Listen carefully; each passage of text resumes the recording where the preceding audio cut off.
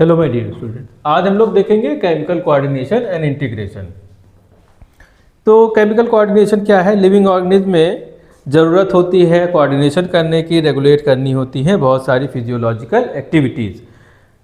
ये जो physiological activities हैं जैसे ग्रोथ है, मेटाबॉलिज्म है, रिप्रोडक्शन है, रिस्पॉन्स टू स्टिमुलाई है, ये सभी चीज़ें ज़रूरत होती हैं ह्यूमंस में भी, बाकी सभी हायर एनिमल्स या सभी प्रकार के एनिमल्स में। तो ये जो कोऑर्डिनेशन होता है वो किसके द्वारा होता है? तो दो चीज़ों के द्वारा होता है। पहला एक होता है नर्वस सिस्टम जो कि फास्ट है, जिसके बारे में हम लोगों ने लास्ट टर्म पर बात की थी। दूसरा है एंडोक्राइन जो कि हार्मोनल सिस्टम है, जो कि स्लो है, लॉन्ग लास्टिंग कंट्रोल है।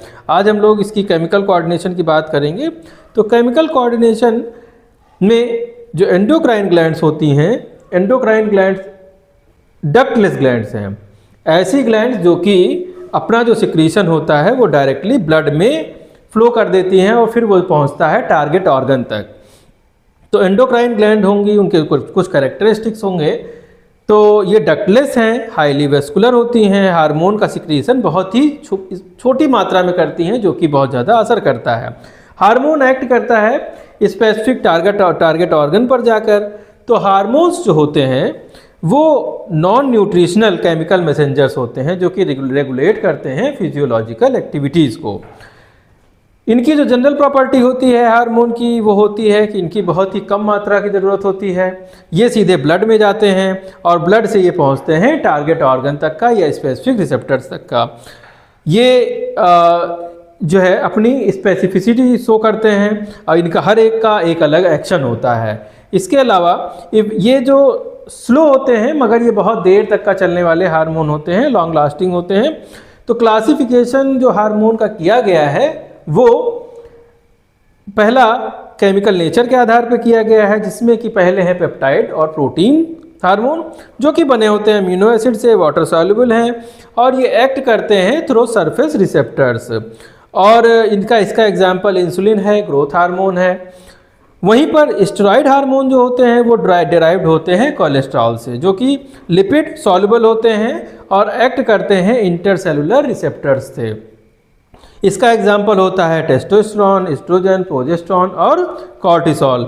अमीनो एसिड जो डेरिवेटिव्स होते हैं वो derived from tyrosine and tryptophan. इसका जो एग्जाम्पल है वो एड्रेनलिन है, नॉर एड्रेनलिन है और थायरॉक्सिन है। अगर मैकेनिज्म ऑफ हार्मोन एक्शन को देखा जाए तो ये जो होते हैं, पहला होता है action of water soluble hormone, जिसमें कि इंसुलिन और एड्रेनलिन आते हैं। इसके जो स्टेप्स होते हैं वो इस प्रकार से हैं कि हार्मोन सबसे पहले बाइंड करता है receptor on the cell membrane, फिर इसके बाद एक्टिवेट करता है सेकेंडरी मैसेंजर को जो कि हो सकता है CAMP या कैल्शियम आयन।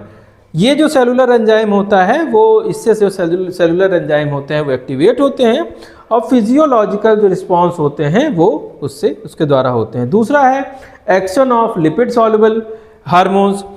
इसमें स्टेरॉइड हार्मोन और थायरॉक्सिन हार्मोन आते हैं और ये डिफ्यूज़ हो जाते हैं सेल में और बाइंड होते हैं इंटरसेलुलर रिसेप्टर के द्वारा। हार्मोन रिसेप्टर जो होता है एक प्रकार का कॉम्प्लेक्स बनाता है और इंटर कर जाता है न्यूक्लियस के अंदर। यहाँ पर ये अल्टर जो है जीन के एक्सप्रेशन को ये अल्टर कर देता है और नए प्रोटीन की सिंथेसिस हो जाती है। अगला जो फीडबैक होता है, फीडबैक रेगुलेशन ऑफ जो है हार्मोन सिक्रीशन का किस प्रकार से होता है? तो ये जो होगा ये दो प्रकार का होता है। एक होता है निगेटिव फीडबैक और दूसरा होता है पॉजिटिव फीडबैक। निगेटिव फीडबैक जो होता है वो ज़्यादा मोस्ट कॉमन है और जैसे ही हार्मोन का लेवल इंक्रीज होगा तो सप्रेसर जो होता है, हार्मोन का लेवल जब सप्रेस होगा तो फर्दर सिक्रीशन जो होगा था शुरू हो जाता है। जैसे ही हाई थायरॉक्सिन होगा वैसे ही TSH का जो वो इनहिबिट कर देगा TSH के सिक्रीशन को और TSH का जब सिक्रीशन हो जाएगा, रिड्यूस हो जाएगा तो फिर थायरॉक्सिन का सिक्रीशन भी रिड्यूस हो जाता है। फिर से समझते हैं, जब थायरॉक्सिन का लेवल हाई होगा तो इनहिबिट कर देगा वो TSH के सिक्रीशन को और इससे थायरॉक्सिन का जो सिक्रीशन है वो रिड्यूस हो जाएगा। पॉजिटिव फीडबैक वो ये जो है हार्मोन सिक्रीशन इंक्रीज करता है इन रिस्पॉन्स टू स्टिमुलाई। इसका एग्जांपल है ऑक्सीटोसिन ड्यूरिंग चाइल्ड बर्थ। तो ये इंक्रीज होता है यूटेराइन कॉन्ट्रैक्शन को ये बढ़ाने का काम करता है। अगला है हाइपोथैलेमस और पिट्यूटरी ग्लैंड जो होती हैं, इसके द्वारा सिक्रीट होने वाली जो हार्मोन्स हैं। तो हाइपोथैलेमस जो होता है वो लिंक करता है नर्वस और एंडोक्राइन सिस्टम को, और सिक्रीशन जो रिलीज करता है वो सिक्रीशन ये रिलीज करने के लिए और इनहिबिट करने के लिए दोनों के लिए रिस्पॉन्सिबल होता है।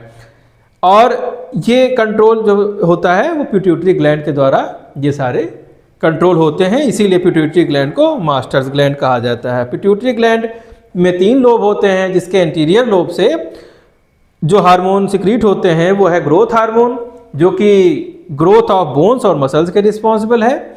वहीं पर थायराइड स्टिमुलेटिंग हार्मोन है जो कि थायराइड को स्टिमुलेट करता है। वहीं पर एडिनोकार्टिकोट्रोपिक हार्मोन होता है जो कि स्टिमुलेट करता है एडिनल कॉर्टेक्स को। फॉलिकल स्टिमुलेटिंग हार्मोन जो कि गैमीट फॉर्मेशन को इंक्रीज करता है। वहीं पर ल्यूटिलाइजिंग हार्मोन जो है वो ओव्यूलेशन और टेस्टोस्टेरोन को इंक्रीज करने का काम करता है। तो प्रोलैक्टिन जो होता है वो मिल्क सिक्रीशन के लिए रिस्पॉन्सिबल होता है। जो पोस्टीरियर लोब ऑफ पिट्यूटरी है उसके जो हार्मोन है वो है एंटी डाययूरेटिक हार्मोन, जो कि वाटर के रीअब्जॉर्प्शन को बढ़ाता है किडनी में।